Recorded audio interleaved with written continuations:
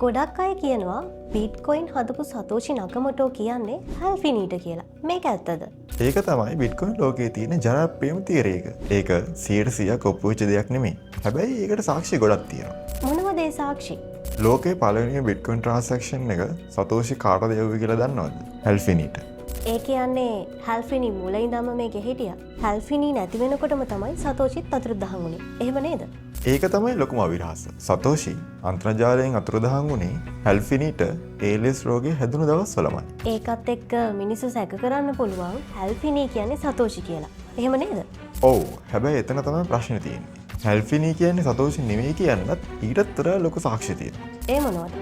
පළවෙනි එක හැල්ෆිනී මැරණකම්ම කිව්වේ එයා සතෝෂි නෙමෙයි කියලා. අනික සතෝෂි සහ හැල්ෆිනී අතර හුමාරු වෙච්ච ඊමේල් ගොඩක් තියෙනවා. හැල්ෆිනි සතෝෂි නෙමෙයි කියන්න තවත් සාක්ෂි තියෙනවද? තව මේ දෙන්නගේ කෝඩින් ස්ටයිල්ස් සම්පූර්ණයෙන් වෙනස් කියලා පරිගණක විශේෂඥයෝ හොයාගෙන තියෙනවා. ඒ කියන්නේ සතෝෂි කියන්නේ වෙනම කෙනෙක්, හැල්ෆිනි කියන්නේ වෙනම කෙනෙක්. එහෙමද?